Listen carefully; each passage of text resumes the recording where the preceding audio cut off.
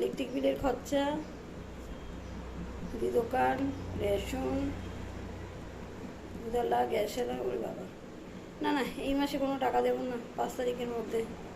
15 তারিখে দেবো সবাইকে, কিছুদিন টাকাটা হাতে থাকুক, নিজের প্রয়োজনীয় জিনিস ইচ্ছে করলে কিনতে পারবো।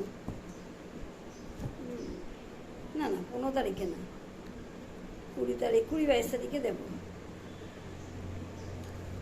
কদিন পরে দিলে কি হবে, নিজের প্রয়োজনীয় জিনিস কিনতে পারবো, টাকাটা না হলে হাত খালি হয়ে গেলে ভালো লাগে না। থাক কিছুদিন টাকাটা হাতে।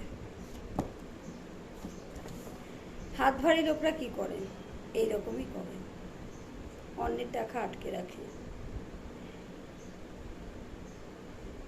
কিন্তু তারা এটা বোঝে না, যারা তার কাছে কাজ করে তাদেরও কিন্তু মাসের জন্য অপেক্ষা, তারাও কিন্তু মানে 1 তারিখ 2 তারিখ কবে পড়বে সেই জন্য অপেক্ষা করে থাকে। মায়না পাবে, মায়না পেয়ে তার সংসারের প্রয়োজনীয় জিনিসগুলো কিনবে, ছেলে মেয়ের স্কুলের মায়না দেবে, চাল ডাল আনবে। কিন্তু তারা ইচ্ছে করে মালিক পক্ষ টাকা আটকে রাখে। খুব খারাপ, ভীষণ হাত ভারী। টাকা হাতে থাকা সত্ত্বেও লোকের টাকা আটকে রাখাটা প্রচণ্ড ব্যাড হ্যাবিট। কারো হয়তো ওই টাকা দিয়েই অনেক সংসারের অনেক খুঁটিনাটি প্রয়োজন মেটায়, সেই টাকাটা তুমি আটকে রাখতে একদমই পারো না। যে যেই কাজই করুক না কেন, তার সেই টাকাটা 300 টাকা যদি তার পায়, কারোর কাছে পায়, সেটাই তার প্রয়োজন, কাজে লাগবে, বা 10,000 টাকা পায়।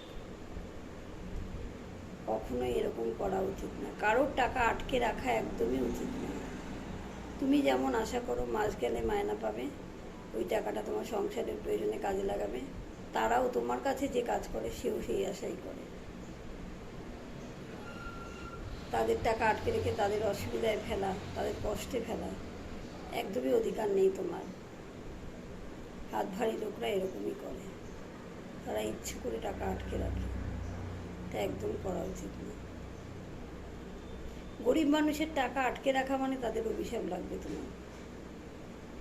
এক ধরনের মানুষ আছে, লোকের থেকে টাকা ধার নেবে বা কোনো জিনিস নেবে, টাকা দেওয়ার বেলা তখন তোমাকে চিনবে না, ইচ্ছে করে নিজেদের সকাল রাত মেটাবে, পার্লারে যাচ্ছে, মল থেকে জিনিস কিনছে, অনলাইনে অর্ডার দিয়ে জিনিস কিনছে, কিন্তু তার আন্ডারে যারা কাজ করে বা কারোর থেকে কারোর দেনা পাওনা থাকলে তাদের টাকা কিছুতেই দেবে না, তাদের এতটাই হাত বাড়ি।